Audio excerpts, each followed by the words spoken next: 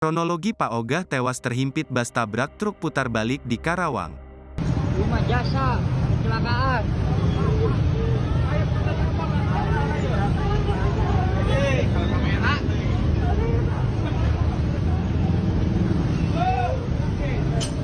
Insiden kecelakaan maut di Karawang, bas menabrak truk yang sedang putar balik, Jumat, tanggal 15 Maret tahun 2024. Kecelakaan lalu lintas itu tepatnya terjadi di Jalan Raya Lingkar Luar Karawang, Kelurahan Tanjung Mekar, Kecamatan Karawang Barat, Kabupaten Karawang sekira pukul 17 waktu Indonesia Barat. Pak Ogah yang sedang berada di lokasi itu tewas. Kasih Humas Polres Karawang Ibda Kusmayadi mengungkapkan kronologi kecelakaan maut itu.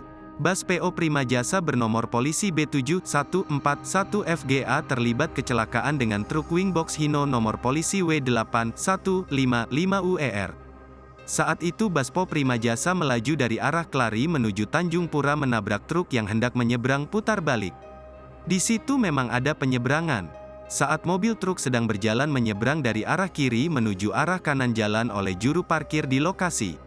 Kemudian, mobil bas melaju dari arah Kelari lalu, menabrak mobil truk, kata Kusmayadi pada Sabtu, tanggal 16 Maret tahun 2024.